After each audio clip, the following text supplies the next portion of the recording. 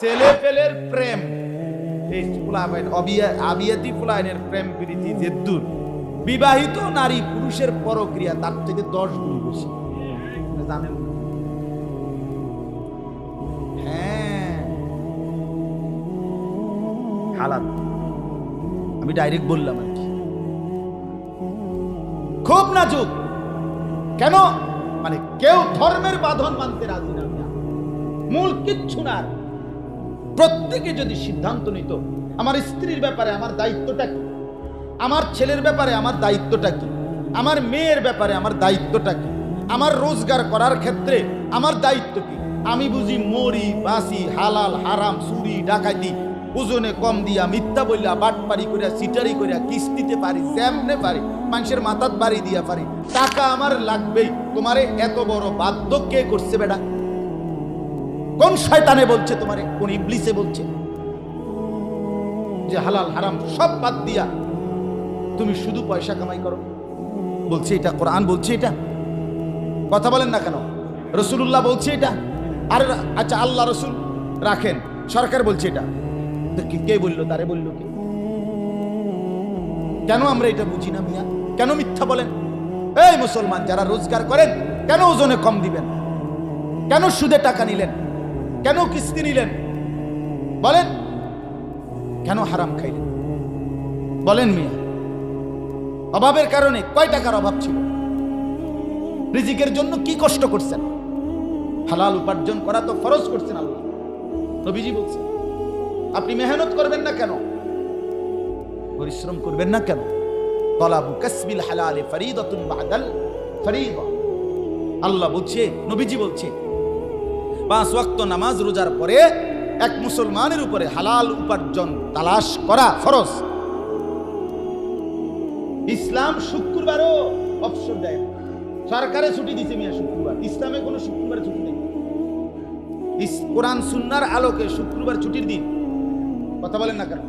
না না না, সপ্তাহের কোনো দিনে ছুটির কোনো দিন নেই। ইসলামে কোনো ছুটির দিন নেই। বাস্তব কথা। প্রমাণ কি? প্রমাণ হলো কোরআনে আছে। আল্লাহ বলছে, হে ঈমানদারগণ, জুমার দিন শুক্রবার দিন যখন আজান দেয় তখন তোমরা মসজিদে নামাজের দিকে ছোট, ওয়াদারুল বাইআ, এবং বেচা কিনা বন্ধ করো। তাই মানে কি বোঝা গেল? বোঝা গেল 12টা 20-এ যখন আজান হয় তার আগ মুহূর্তে দোকান বন্ধ করো, এর আগ পর্যন্ত বেচা কিনা চলবে। নাইলে তো কথা হইতো যে হে ঈমানদারগণ, বৃহস্পতিবার রাত 10টার থেকে। অবাক কথা কয় না? কথা ছিল এটা না, বৃহস্পতিবার থেকে আর কি করবা না, দোকান খুলবা না। কই এটা বলছে? আচ্ছা, আবার কি বলছে? তাহলে বোঝা গেল দোকান বন্ধ করলাম কয়টায়? 12টা 20-এ। এর আগ পর্যন্ত মনে করেন উপার্জন চলবে। এখন নামাজ শেষ হয়েছে 2টা বাজে, তা এখন গিয়া হোতা দাও মাগরিব পর্যন্ত নাকি? হ্যাঁ, আল্লাহ বলছে না না না, ফাইদা কুদিয়াতিস সালাত ফান্তাশিরু ফিল আরদ ওয়াবতাগু মিন ফাদলিল্লাহ। বান্দা যখন নামাজ শেষ হলো, এবার আবার আমার জমিনে ছড়িয়ে পড়ো, প্রত্যেকের জন্য আমার বরাদ্দকৃত রিজিক তালাশ করো। তাহলে জুমার পরেও দোকান বন্ধ করতে বলছে, জুমার আগেও দোকান বন্ধ করতে বলছে। ছুটি দিল কই? ছুটি কোথায়? আবার ইসলাম তো উপার্জন বন্ধ করতে বলে নাই, কামাই রোজগারি বন্ধ করতে বলে নাই।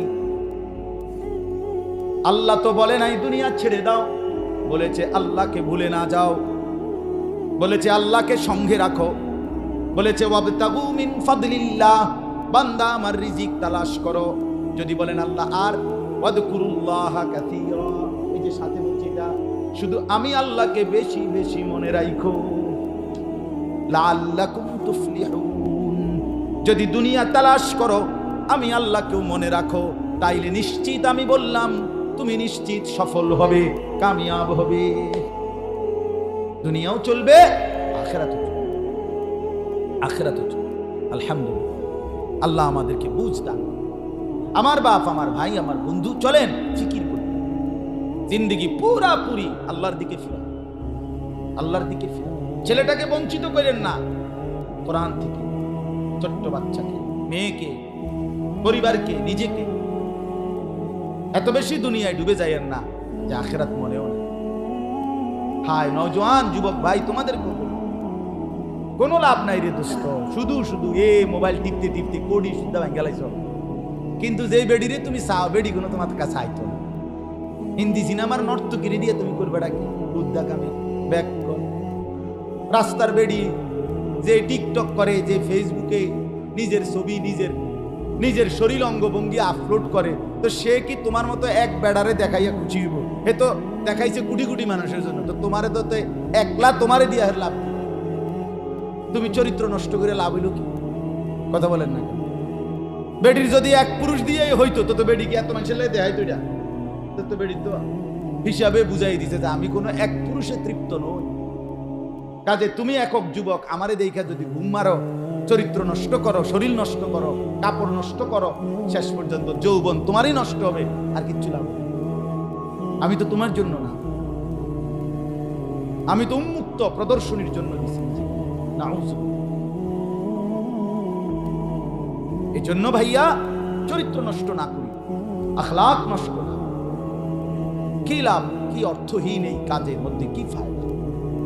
দুনিয়ার কামাই করুক, যার বেলা আমার অবসর, আমি কি করবো? অবসরে তুমি উপার্জনের আরো কোনো ফিকির করো, হালাল উপার্জনের চেষ্টা করো, ছোট্ট কোনো কাজ হোক। আল্লাহ আমাদেরকে তৌফিক দান। এই আয়াতটা, দুইটা আয়াত আপনাদের কাছে এই তর্জমা বলি অল্প একটু, আর তাহলে শেষ করব। দুইটা আয়াতের মূল বক্তব্য, একটা কথা বুঝাইতে চাইছে আল্লাহ। প্রথম সূরা রোম 21 নম্বর পারা 30 নম্বর সূরা, সূরা রোমের 30 নম্বর আয়াত। কি বলতে চাইছে আল্লাহ?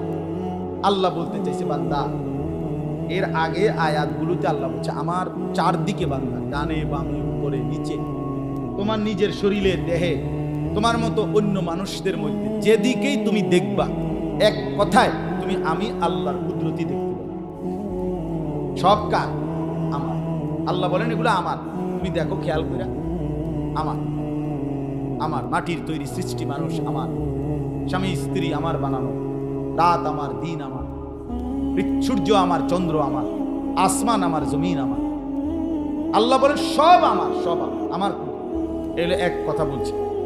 এরপরে আল্লাহ বলছে বান্দা, এত সব কিছু যেহেতু আমার, তুমি এটা বুঝতেছ, তা আমার সাথে কেমনে শিরিক করো? ওই বেটা, কোন যুক্তিতে আমি আল্লাহর সাথে শিরিক করো? আমারে ভুলে গেলা, দুনিয়ার সামান্য থেকে সামান্য কোনো মানুষের কাছে নিজের ঈমান দিয়া দিলা। আমনি আমার সব, উপরে আল্লাহ নিচে আমনি, পূর্বে আল্লাহ নিচে আমনি, পূর্বে আল্লাহ নিচে জামাই, বেডির জামাই, পূর্বে আল্লাহ নিচে মেম্বর। কোথায় আল্লাহ রব্বুল আলামিন আর কোথায় কি কয়? বই দিয়া কান্দন দরকার, রাস্তা থুইরা কান্দন দরকার। আরে কি তারে কইলি বেটা, কার লগে কি মিলাই, কি কইলি বেটা, বললিটা কি? ওহ, আল্লাহ বলে বান্দা, এত সামান্যতে আমারে কেমনে ভুলে যাও, আমার সাথে শিরিক করো কেমনে? এই জন্য আল্লাহ তাআলা বলেন, প্রথম বক্তব্য এর আগ পর্যন্ত এই সূরাতে আল্লাহ এটা বুঝাইছে খুব গুরুত্ব দিয়ে, বান্দা দেখো আমার মতো মালিকের সাথে শিরিক করা মানায় না, মানায় না রে বান্দা, শিরিক করো না। আমার সব নইরা ওঠে, আল্লাহ যেন বলে বান্দা আমার আরো নইরা ওঠে, আমি সব সইতে পারি বান্দা।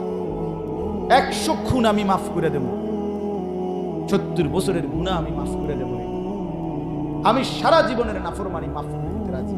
আমার লগে কাউরে লাগাইও না, আমার এটা গায়ে সয় না, আমি সেটা মাফ করব। যদি শিরিক নিয়ে কবরে যায় কেউ, দুনিয়ার হায়াতে তওবা না করে, ফিরে না আসে, খোদার কসম, তাইলে আল্লাহ বলছে আমি তারে মাফ করব। বড় ভয়ানক, বুঝেন না কথা? এটা আরো বাংলায় করতে বুঝবেন। অর্থাৎ মনে করেন আমার মোট নামাজ মনে করেন 10,000 ওয়াক্ত নামাজ, কথার কথা আমার ছিল, তা আমি মনে করেন 9,000 ওয়াক্ত নামাজ সব মিলাইয়া পড়ছি, কথার কথা। আর 1,000 ওয়াক্ত নামাজ সব মিলাইয়া আমার কি গেছে, বাদ গেছে, গ্যাপ গেছে। তো আমি তওবা আল্লাহর কাছে করছি, অথবা করি নাই, কিন্তু আমি কবরে গেছি এই অবস্থায়, এই গুনাহ লইয়া, কোনটা নিয়া? 1,000 ওয়াক্ত। আল্লাহ চাইলে, আল্লাহ বলছে আমি ইচ্ছে করিলে যারে মন চায় এরকম গুনাহ, নামাজ পড়ে নাই, রোজা রাখে নাই, হজ করে নাই, যাকাত দেয় নাই, দান করে নাই, সাদকা করে নাই, এগুলো আমি চাইলে মাফ করে দেব ইচ্ছা করলে, যাকে মন চায়। কিন্তু আমার কোনো বান্দা যদি শিরিক থেকে দুনিয়ার হায়াতে সুস্থ অবস্থায় সজ্ঞানে তওবা না করে, ফিরে না আসে, এখানে আমার লগে বুঝাপড়া না করে, দুনিয়ায় থাকতে শিরিক নিয়ে যদি কবরে যায়, আল্লাহ বলেন আমি মাফ করব না, না, না। লা ইয়াগফিরু আন ইউশরাকা বিহি, আমি মাফ করব। ইন্নাল্লাহা লা ইয়াগফিরু আন ইউশরাকা বিহি, আমি মাফ করব। ওয়া ইয়াগফিরু মা দুনা যালিকা লিমান ইয়াশা, বাকিটা আমি মাফ করে দেব যাকে ইচ্ছা তাকে। আসমান ছোঁয়া গুনাহ মাফ, জমিনের বালু কণা পরিমাণ গুনাহ হলেও মাফ। শর্ত হলো কি থাকবে না বলেন, আবার বলেন, শিরিক থাকবে না। আল্লাহ নবীকে বলছে, বন্ধু আপনাকে আমি সর্বোচ্চ ভালোবাসি বন্ধু, আপনাকেও বলি শিরিক যেন আপনার দ্বারা এক যাররা না হয়, হবে না জানি বন্ধু, এরপরও আপনারে বললাম। নবীকে বলছেন আল্লাহ, লা ইন আশরাকতা লা ইয়াহবাতান্না আমালুক। ডাইরেক্ট একক শব্দ, নবীকে ডাইরেক্ট একজন, শুধু নবীজিকে একক শব্দ। আর আল্লাহ বলছে, বন্ধু আপনি যদি এক যাররা শিরিক করেন, আপনার পুরা জিন্দেগির আমল আমি একসাথে শেষ করে দেব।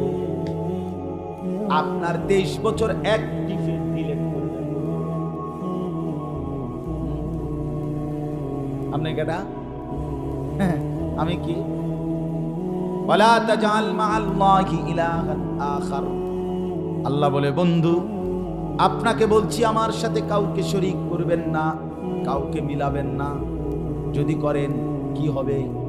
আল্লাহ কোরআনে সরাসরি বলছে, বন্ধু শুনলেও কাঁপ ধরে, বললেও কাঁপ উঠে যায়।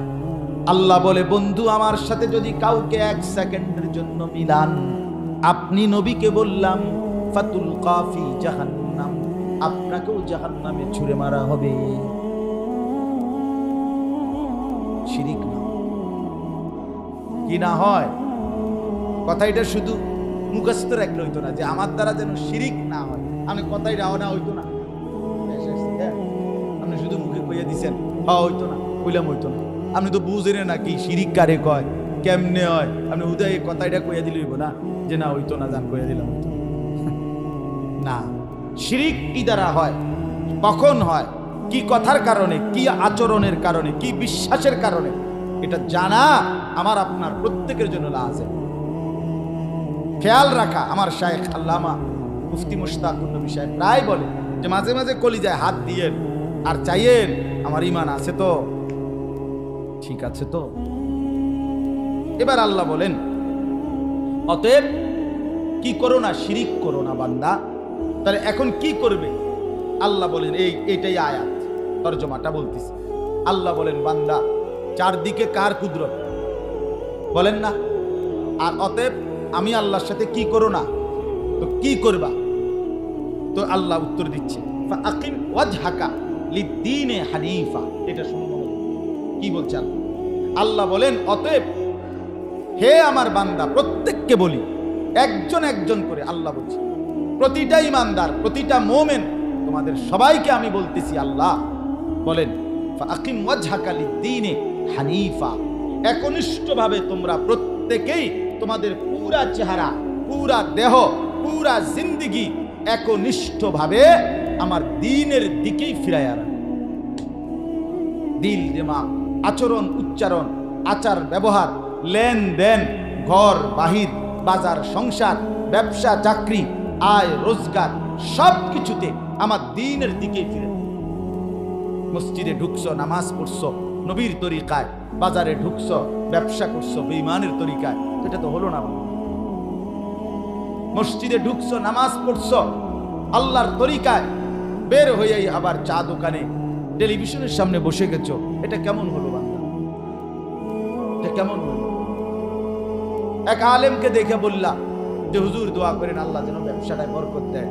ওমায়ের পরে হুজুর সরে দেওয়ার পরে আপনি কইতে আছেন কাঁচা মিথ্যা কথা, দিলেন ওজনে কম, নিলেন সুদ, নিলেন কিস্তি, তো কার কাছে দোয়া চাইলেন? কীর্তেন দোয়া চাইলেন? কথা বলেন না, কি দোয়াটা চাইলেন? হ্যাঁ, গুনাহের উপরে দোয়া চাওয়া, হারামের উপরে দোয়া চাওয়া জায়েজ আসেনি মরনা? ওই মুফতি সাহেব বলেন, গুনাহের উপরে দোয়া করলেও তো ইমান থাকবে না। দোয়া করলেও আমরা এই জন্য, আমি তো সবসময়